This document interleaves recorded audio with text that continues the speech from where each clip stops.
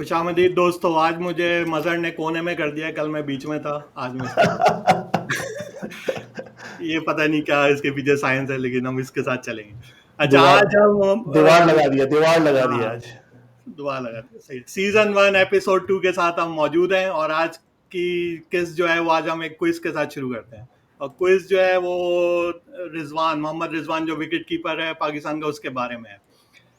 Imagine करें कि Shaheen Shah Afridi bowling कर रहे हैं 145 किलोमीटर फी घंटा की रफ्तार से, और बॉल रिजवान की तरफ आती है, लेकिन रिजवान पकड़ नहीं सकते और बॉल शू करके उनके पास से गुजर जाती है। तो रिजवान उस बॉल को क्या कहेंगे? कुछ बोलेगा वो, क्या कहेगा? क्या कहेगा? इट डिपेंड करता है अगर वो बांग्लादेश में खेल रहा है और वो बांग्लादेश से ताल्लुक रखता है तो वो कहेगा ई साला। नहीं, बट वैसे तो वो पठान है। पठान भाई क्या कहेंगे, तो ये सोचे कि भाई पठान क्या कहेगा। देखो पठान कहेगा, राष्ट्र, देखो राष्ट्र, देखो राष्ट्र। और अगर उनको थोड़ी अंग्रेजी आती हुई तो वो कहेंगे बाय। हाँ, वैसे अगर भी अगर ये बात। जोक समझ नहीं आया तो इस पर थोड़ा गौर करें, समझ आ जाएगा। तुम वैसे चले। विकेट कीपर ही होते थे मेरे ख्याल जब तुम खेलते थे, या बॉलिंग करते थे। बिल्कुल बिल्कुल, मेरे साथ ये अक्सर होता था। विकेट कीपर जाते हुए देखते थे और उसको बाय कर देते थे। चले, यहाँ से हम आज के मैच पे आते हैं। एक जबरदस्त गेम हुआ आज का। अजीज, आपसे शुरू करते हैं। क्या आपका तबसरा है आज के गेम पे? नहीं भाई, पाकिस्तान ने अपनी पूरी स्ट्रेंथ के साथ इस मैच में जो है वो आया था। और पाकिस्तान ने बॉलर्स जो हैं, अगर आप देखें तो 7 बॉलर खिलाए थे, जिसमें 3 ऑलराउंडर थे। बल्कि 4 आप कहेंगे तो 4 ऑलराउंडर थे, जिसमें शादाब था, उसके बाद आपका नवाज था, फिर आपके जो जिनको फेमस हम चाचा जी कहते हैं, इफ्तिखार साहब, वो थे। और एक और जो है आगा सलमान। तो अब आप इससे अंदाजा लगाएं कि पाकिस्तान ने चारों अपने स्पिनर्स को आज के मैच में ट्राई किया। उसके अलावा फास्ट बॉलर जो थे वो तीनों थे, मौजूद थे। हारिस रऊफ था, शाहीन शाह अफरीदी था, और आपका नसीम शाह था। तो ये शो करता है कि पाकिस्तान ने इस मैच को बहुत सीरियस लिया। पाकिस्तान चाहता था कि वो इस अच्छा स्टार्ट ले और अच्छे तरीके से इस मैच को मतलब खेले। शुरू में तो महसूस हो रहा था कि पाकिस्तान शायद ट्रबल में है, 25 पे 2 हो गए थे। मगर बाद में बैटिंग ने काफी संभाला लिया और आखिर में जो आखिरी 10 ओवर में 129 रन पाकिस्तान ने बनाए हैं, तो ये पाकिस्तान की स्ट्रेंथ को अजीज, यहाँ शो पे मैं करता कुछ ऐड करूँ। ये जब जब शुरू में जब इनकी विकेटें टॉपल हुई, थोड़ी सी विकेटें गिरी, तो डेफिनेटली हमारे एंड पे तो काफ़ी यानी कंसर्न था। यानी कि लोग परेशान हो गए कि भाई नेपाल के साथ क्या होने जा रही है। बट मैं जिस इन्वायरमेंट में काम करता हूँ ना, वहाँ पे ज़्यादातर मेरे साथ हमारे पड़ोसी मुल्क के लोग रहते हैं, and they were literally at that time quite, यानी मैं वर्ड यूज़ करूँगा कि खुशी में थे। बट जैसे ही अब बाबर और रिजवान और इफ्तिखार का जब इनिंग शुरू हुआ ना, तो मुझे उस वक्त सलमा आगा का वो एक फेमस गाना है ना कि दिल कि दिल के अरमा आंसुओं में दिल बह के गए। अरमा आंसू में बह गए। And that was the moment when I enjoyed a lot. यानी मैंने उसको लिटरली मैंने वहां पे ना जोर जोर से गाया भी था। नहीं, बिल्कुल सही कहा आपने कि पाकिस्तान की जो बैटिंग थी उसने आखिर में जो 10 ओवर में बाबर और इस्तेखार ने जिस तरह से खेला है, तो वो टोटल जो है वो कमांडिंग जो है बैटिंग वो नजर आ रही थी। बहुत ज्यादा अच्छे शॉट्स खेले दोनों ने। और हिटिंग खासतौर पे जो इफ्तिखार की थी वो अमेजिंग थी। मतलब मैं समझता हूँ कि इफ्तिखार ने आज एक और दफा प्रूव किया है कि ही इज अ मतलब बेटर ओडीआई प्लेयर। तो हमें उम्मीद करनी चाहिए कि वो कंटिन्यू करेगा इस फॉर्म को। सही है। अजीज, आपको चाचा और ताया में फर्क पता है? नहीं, क्योंकि मुझे तो सिर्फ इफ्तिखार ने जो चाचा। आज इनिंग खेली है, मैं उसको चाचा की बजाय ताया का लकब देना चाहता हूँ, क्योंकि उसने अपना मुकाम ऊंचा कर लिया है। चाचा को हम हाँ, कहते हैं यार ये तो वालिद का दोस्त है और दोस्ती का रिश्ता होता है, लेकिन ताया के सामने बोलना जरा मुश्किल होता नहीं, वैसे मैं इसको डिफरेंट तरीके से लेके मेरे मेरे जहन में भी आया था कि ये आज इसने ताऊ वाली हरकत की है। ये जो नॉर्मली नॉर्मली जो चाचा या चाचू होते हैं ना, वो थोड़े से रहमदिल होते हैं। जो ताऊ होते हैं ना, जब जब वो फेंटी है। पे हाँ आते हैं तो हाँ। फिर वो देखते नहीं है। तो आज जो इफ्ती ने जो काम किया है ना, वो ताऊ वाला किया है, ताया वाला किया है। ताया वाला काम किया। हाँ, बिल्कुल। बहुत अच्छा है वैसे। मुझे मतलब इफ्तिखार की जो एक एक और जो अच्छी वो नजर आए ना, वो ये था कि उसने बाबर को बहुत सपोर्ट किया। मतलब जब बाबर हिटिंग कर रहा था तो वो कोशिश ये कर रहा था कि स्ट्राइक मैक्सिमम बाबर को दे। मगर जब बाद में जब उसने महसूस किया कि नहीं अब, या बाबर ने उसको कहा कि भाई अब आपकी बारी है, तो उसने बड़ा अच्छी बारी ली और उसने बड़े इफेक्टिवली उस स्कोर को जो है वो मतलब लेके गया आगे और अपनी सेंचुरी कंप्लीट की। तो ये शो करता है कि दोनों ने एक दूसरे को भरपूर मौका दिया। बिल्कुल। अच्छा, आपको सेंचुरी की मोमेंट याद है, बाबर वर्सेस इफ्तिखार? बाबर ने 100 किए तो उसके लिए तो ये आम सी बात थी। वो आराम से वो धीमे धीमे चलता हुआ गया, उसने शायद बल्ला उठाया नहीं उठाया, एक सजदा किया और वापस आके खेलना शुरू हो गया। लेकिन इफ्तिखार के लिए जिंदगी में पहला मौका था, उसको समझ नहीं आया कि वो कैसे रिएक्ट करे, तो उसने अपना पूरा मुंह खोला, दांतों की मोती जैसे दांतों की लड़ी दिखाई, और उसके बाद उसने 3-4 दफा मुंह खोला और बंद किया, जैसे वो अदाकारा शबनम सांस लेती थी ना फिल्मों में। तो मुझे समझ नहीं आया कि उसको रिएक्शन ये क्या है, लेकिन ये कि माशाल्लाह जबरदस्त बट खेला। That was natural, that was natural, यानी कि उसके लिए हाँ, डेफिनेटली वो इतने अरसे से यानी कि अगर एक बंदे की आप देखो कि एक परफॉर्मेंस बहुत अरसे तक इसे इग्नोर किया गया, देन जब उसका कमबैक हुआ तो उस कमबैक में भी ग्रेजुअली वो ऊपर की तरफ आया है।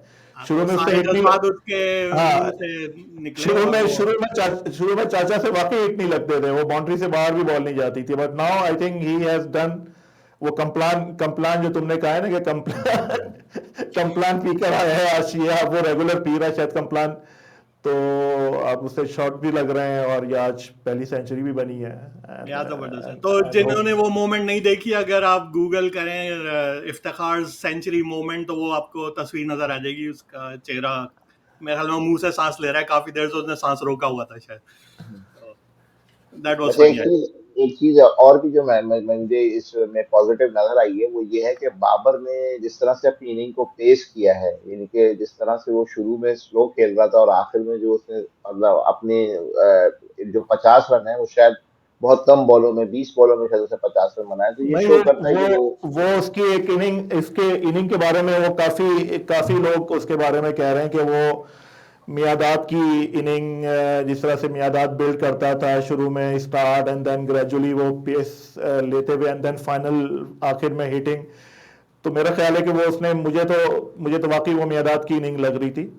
एंड एक बड़ा मजे का लोगों ने एक कुछ किसी ने इसके बारे में लिखा था कि ये काइंड ऑफ असैसिन इनिंग थी, यानी कि उसने अपने आप को पहले पूरा सेटल किया है, अपने टारगेट को उसने टारगेट किया, देन जो उसकी जो थर्ड फेज जो थी इनिंग की उसके बाद जाके उसने अपने टारगेट को उसने हिट किया जाके। So I think well done Bobby, मेरा ख्याल है कि अपने बिल्कुल पीक के शायद स्टार्ट में है अभी, शायद वो इलेक्ट्रिकल इंजीनियरिंग में ग्राफ क्या बनता था वो साइनोसाइडल साइनोसॉइडल। साइनोसाइडल का स्टार्ट शुरू हो चुका है एंड होपफुली ये पीक काफी अरसे तक रहेगा उसका। नहीं। अब अच्छा मैं जी, तुम्हें एक वो लम्हा शायद याद हो, करण बॉलिंग कर रहा था, करण केसी, और उसने कैच छोड़ा, कॉट एंड बोल्ड चांस था बाबर का, और उस वक्त शायद उसके 50 रन थे। अगर वो पकड़ लेता तो काफी चेंज हो जाता, और वो उसके हाथों में आके निकल गया वो catch. I think that was the only weaker moment, उसके अलावा बाबर ने पूरी कमांड कमांड के साथ खेला। बिल्कुल, बिल्कुल, मगर जैसे मजहर ने बताया कि शुरू में बाबर स्लो खेले तो उस वक़्त मतलब 25 पे 2 आउट थे, बाबर को स्लो ही खेलना था क्योंकि इनिंग्स को बिल्ड करना था। अगर एक और विकेट उस वक़्त चली जाती तो काफ़ी मुश्किल हो जाता पाकिस्तान के लिए।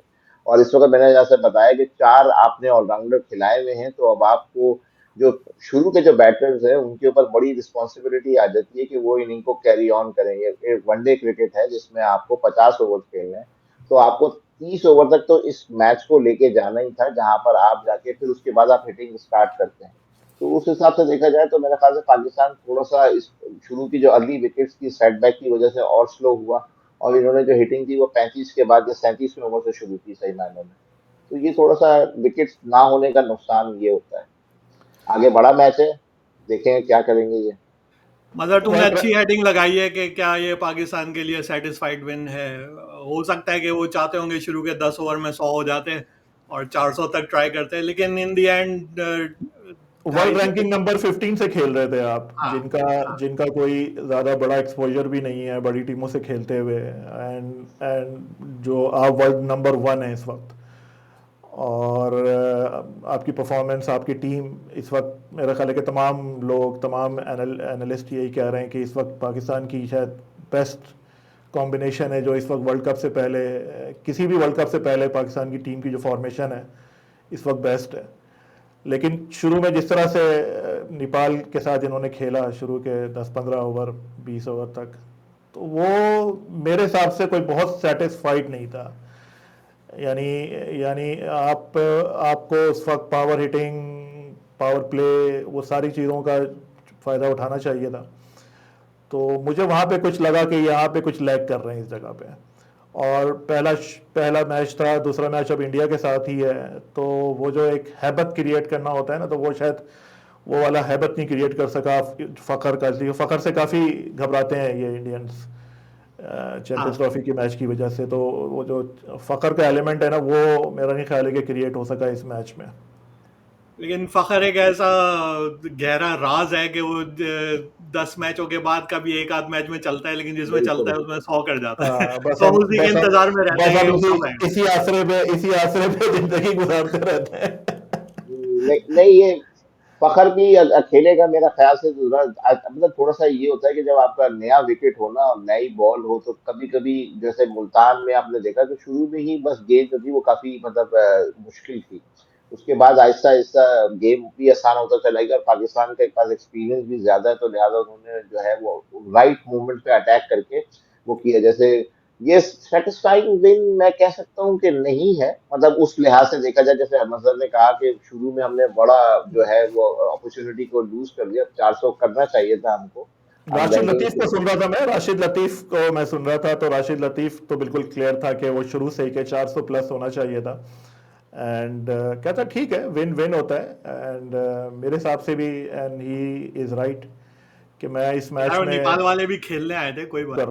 अच्छा, आज की विन का जो एक एलिमेंट जो है ना, वो पता नहीं मेरे दिमाग में ये कहाँ से चला है। शायद मैंने अभी कुछ अर्से पहले ही स्पेन ट्रिप किया था मैंने, वहाँ पे बुल फाइटिंग होती है। तो बुल फाइटिंग जो होते हैं ना, वो लाल कलर देख के वो थोड़े से ना वो पागल से हो जाते हैं। तो मेरा ख्याल है कि हमारा भी जो है ना, पाकिस्तानी क्रिकेटर या पाकिस्तानी टीम का ना, कुछ ब्लू जर्सी के साथ भी कुछ वैसे ही कोई ताल्लुक है।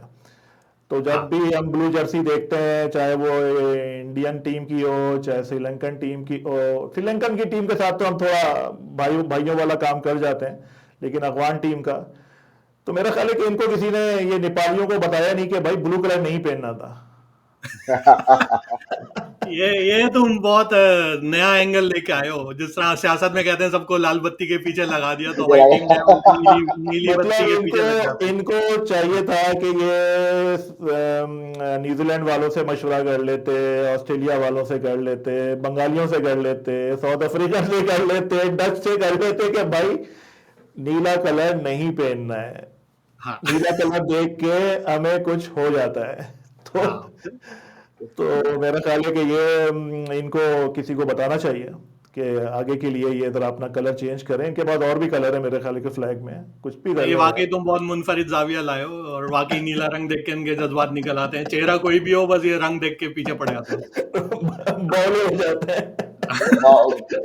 वैसे वैसे भी अगर आप देखें ना, तो सारी टीमों के में की जो पास जो है ना, ये जो है ना, जिसको कहना चाहिए मेंटल थेरेपिस्ट होता है ना, जो कि आपको बताता है, मेंटली प्रिपेयर करता है मैच से पहले, तो शायद पाकिस्तानियों को बताता है वो ब्लू रंग के, भाई देखो ये वाला रंग है, देखो तुम शुरू हो जाओ।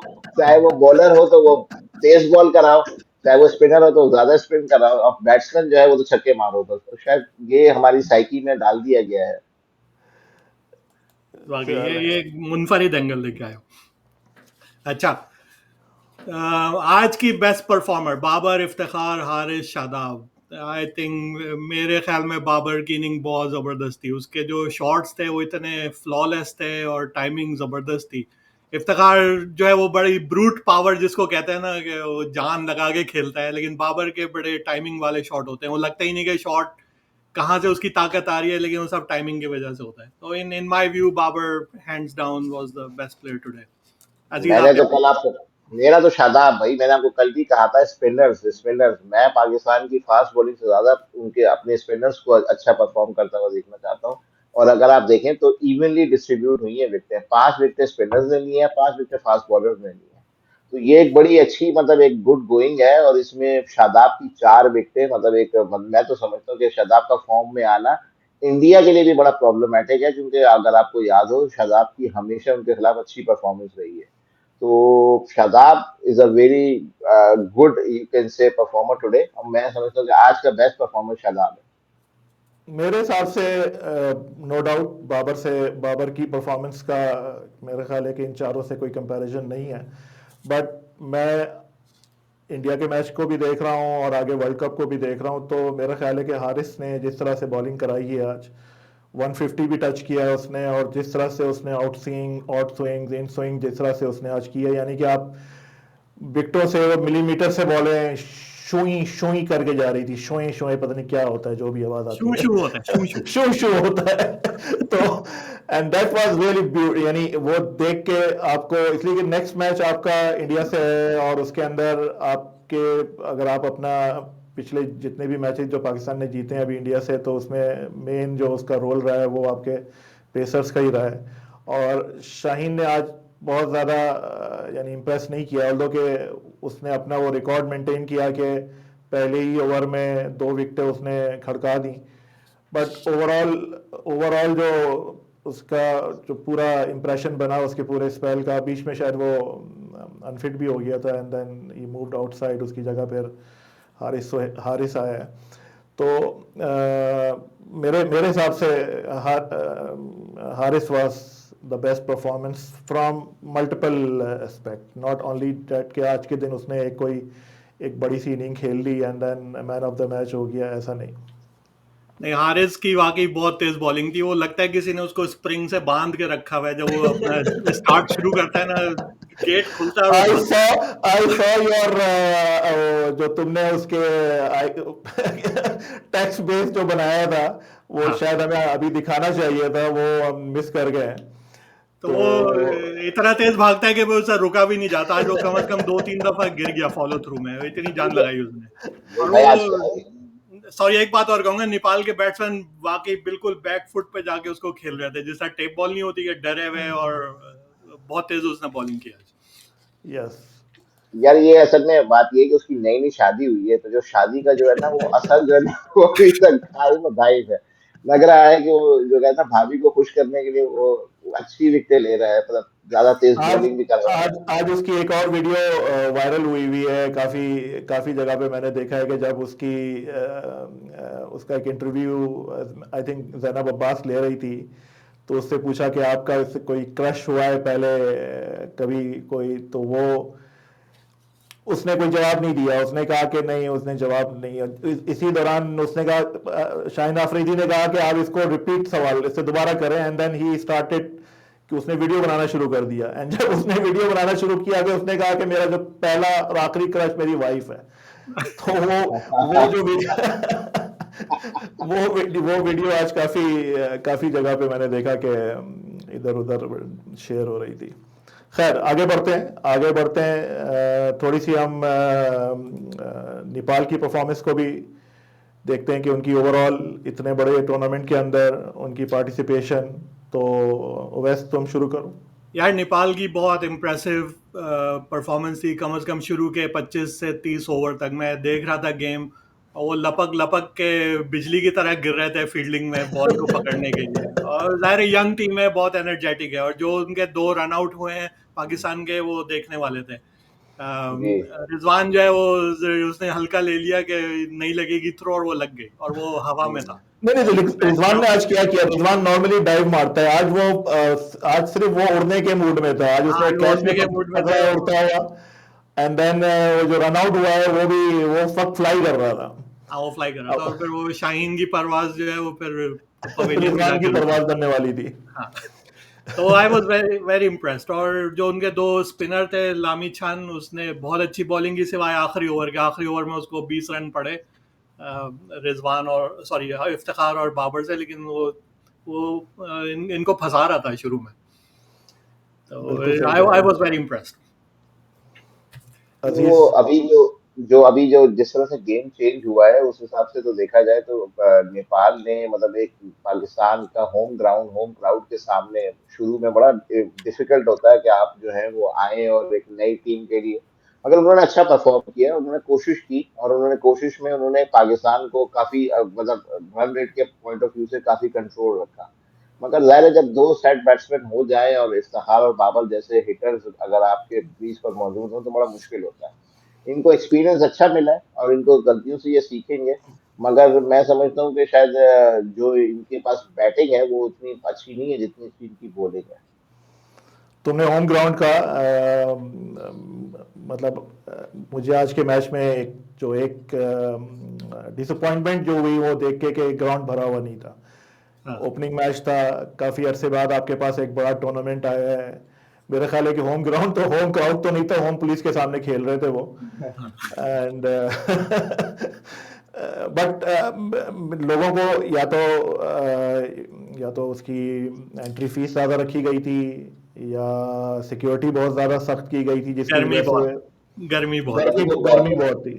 तो क्या ये गर्मी मुल्तान की एक्सपेक्टेड थी या अनएक्सपेक्टेड थी अभी इसलिए कि जिस तरह से आखिर में मैंने खिलाड़ियों को देख रहा था वो हाँप रहे थे और उनके जो हाँ भाई, पसीने से शराबोर थे, तो क्या ये एक्सपेक्टेड थी? एक्सपेक्टेड थी यार। इस अगस्त में काफी गर्म होता है वो इलाका, और नसीम शाह और शाहीन आफरीदी, इनके पसीने ऐसे बह रहे थे कि जैसे कोई दरिया हो। और जब हारिस रऊफ जब बार बार गिर रहे थे उसके बाद फिर वो ग्राउंड से ही बाहर चला गया। और उसके बाद उसका कोच आया, उसने इंग्लिश में कुछ बोला तो वो इशारों में बोल रहा था, क्योंकि उससे बोला भी नहीं जा रहा था हारिस रऊफ से। वो कम्प्लान का सारा हाँ। सर निकल गया था। तो वाकई नहीं, गर्मी काफी थी, हो सकता है इस वजह से भी तमाशाई ना आए हो। जी जी बिल्कुल, गर्मी की वजह से ही होता है। और ये हमारे मेरे ख्याल से जो रेनी सीजन है मानसून उसका आखिरी जो है ना वो स्पेल होता है, तो वो मतलब लाहौर और पिंडी और शायद इस वजह से उन्होंने चूज नहीं किया, कराची किसी और रीजन से आजकल नहीं लिया जा रहा, तो उन्होंने सोचा कि जी टूर्नामेंट मुल्तान में कराया जाए। मगर मैं समझता हूँ ये टाइम थोड़ा सा मतलब गलत है। और सबसे बड़ा रिस्क ये है कि आपका कोई भी प्लेयर अगर अनफिट हो गया तो फिर वर्ल्ड कप के लिए वो अवेलेबल नहीं होगा, तो ये थोड़ा लेकिन सा मुल्तान का मुश्किल है। स्टेडियम है काफ़ी खूबसूरत, मेरा ख्याल है कि जी कराची अच्छा से तो स्टेडियम। बहुत बेहतर है, नया भी बना हुआ है वो। चले आगे बढ़ते हैं। थोड़ा सा हम इस पूरी आज के मैच की जो परफॉर्मेंस पाकिस्तान की रही है इसमें कुछ वरीज भी हैं जो overall not for this tournament but may be for world cup also. Fakhar नहीं चल रहा, फ़खर अफगानिस्तान के सीरीज से नहीं चल रहा और आज के मैच में भी नहीं चला। सिर्फ उसने अपनी अपनी जो नौकरी पक्की करने के लिए एक बहुत ही खूबसूरत कैच पकड़ा मैच आखिर में, शायद आपके उस पर उसने कहा कि चलो अपनी तो ज़रा रोज़ी तो हलाल करूं। बट जो उसका जो मेन धंधा है, उसका जो मेन काम है वो नहीं कर धंधा, पा रहा है। धंधा, हाँ मेन धंधा नहीं कर पा रहा हो। धंधा छोटा बड़ा नहीं होता जैसा आप चाहते क्योंकि वो हैं। मेन जो अगले उसने, मैच अम्मी जान कहती है धंधा छोटा बड़ा नहीं होता। हाँ छोटा बड़ा नहीं, नहीं, वो लेकिन अगले मैच उसका में अपनी कैच जुबान जो से था, बोलेगा। हाँ अजीज, उसका कैच जो था वो कहते हैं बॉल तारा हो गई थी, तो तारे ऊपर तक चली गई थी, सितारा हो गई, फिर वो नीचे आई। इस जवान ने 20-25 फुट भागा और डाइविंग कैच किया, उसके इसको बहुत तीन हजार खूबसूरत डॉलर कैच था, बहुत तीन खूबसूरत हजार कैच डॉलर था। भी मिल गए। तो वो सब आज की उसने रोजी इस तरह हलाल की। और बैटिंग का ये कि किसी एक दिन वो चल जाएगा, उस दिन चल गया वो मैच जिता देगा। So we just wait for that. चले जी वो इंशाल्लाह। अगला मैच ही होगा इंशाल्लाह, इंडिया के खिलाफ वो अच्छा खेलता है और बड़ा आप देखिएगा कि इंशाल्लाह वो खेलेगा। और मुझे पता है फखर जो है वो इंडिया के अगेंस्ट हमेशा अच्छा परफॉर्म करता आया है और करेगा। ये मैं अपना बड़े वसूख से कह रहा हूँ, आप देखिएगा, क्योंकि इंडियंस काफी उसको जो है ना सीरियस लेते हैं, वो तो इतने सट्टा आसान नहीं समझते। तो आपके कहने पे नीडर्स सट्टा नहीं। लगा लें हम हाँ, लगा लें इसके ऊपर लगा लें जी। फखर पे। दो फखर पे लगा ले, मेरी तरफ से मैं फखर को वैसे समझता हूँ कि वो इमाम उल हक के मुकाबले में ज्यादा कम्पेटेटिव और अच्छा बैट्समैन है। बस ये है कि ठीक है इस वक्त आउट ऑफ फॉर्म है, मगर बड़े मैच में ये बड़े खिलाड़ी जो है ना वो परफॉर्म कर जाते हैं, वो उनको जरा सीरियस लेते हैं। तो देखिएगा कि मुझे उम्मीद है कि वो अच्छा खेलेगा अगेंस्ट इंडिया, वो बहुत अच्छा खेलेगा। चले ठीक देखते है। हैं, अब 2-3 दिन के बाद ही मैच है, सैटरडे को मैच है। मेरा ख्याल है कि जी शाहीन की फिटनेस के मुकाबले जो आपने बात की ना, मेरे ख्याल से वेदर की वजह से कोई भी जो है मेरे ख्याल से बॉलिंग कोच जो है वो रिस्क नहीं लेगा। मेरे ख्याल से 7 बॉलर आज खिलाने का मकसद ही यही था कि जी सबके ऊपर जो है वो इवनली डिस्ट्रीब्यूट किया जाए बॉलिंग का जो लोड है। अगर फर्स्ट में 50 ओवर कराने भी पड़ते हैं तो मेरा ख्याल है पाकिस्तान ने मैच भी शायद 20-25 ओवर में खत्म कर दिया है। तो दैट शोज कि भाई काफी कम बर्डन आया है। बॉलर्स ने अपने 10-10 ओवर तो किए ही नहीं है। तो ये तो आप अच्छी ये चीज कह है। रहे हो कि टेंशन नहीं लेने का, ना फखर का ना शाहीन का, ना, पूरा नहीं पूरा नहीं जुमला नहीं, बोले, टेंशन लेने का नहीं, देने का है। टेंशन दे देने का।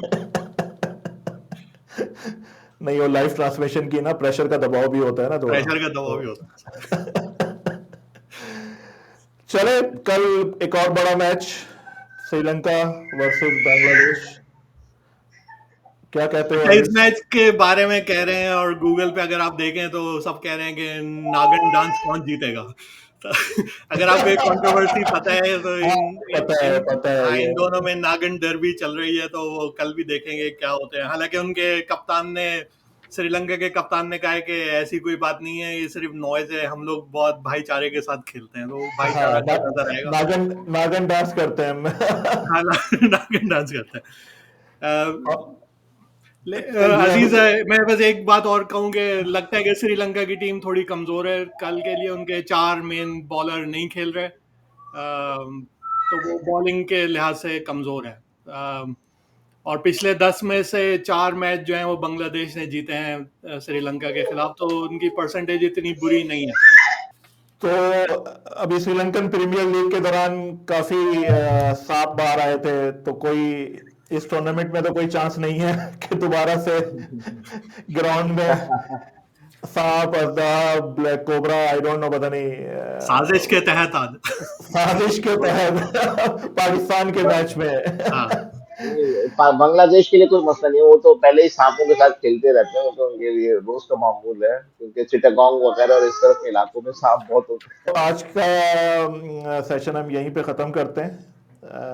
मेरा ख्याल है कि एक दफ़ा फिर सब लोगों को काफ़ी मुबारक के एशिया कप शुरू हुआ, और एक काफ़ी अच्छी परफॉर्मेंस रही पाकिस्तान की। एंड अब वेट करेंगे कि पाकिस्तान का नेक्स्ट मैच अब इंडिया के साथ है, तो ऐसी तो शायद कहना कि बिल्कुल ऐसी परफॉर्मेंस होगी तो वो थोड़ी ज़्यादती होगी, लेकिन एक मुकाबला होना चाहिए। जीत हार मेरा ख्याल है कि वो सेकेंडरी हो जाता है बाद में, लेकिन खैर इस रीजन में सेकेंडरी नहीं होता, इस रीजन में प्राइमरी हो जाता है। घर जल जाते हैं, दुकानें जल जाती हैं, लेकिन लेकिन लेकिन फिर भी एक अच्छा मुकाबला देखने को मिलेगा। हैं। इंशाल्लाह। चले जरूर। जरूर। ओके। ओके, ओके, फिर बाय। मुलाकात ओके होगी जी, जल्दी इंशाल्लाह। इंशाल्लाह। ओके। चलो जी, अल्लाह हाफिज।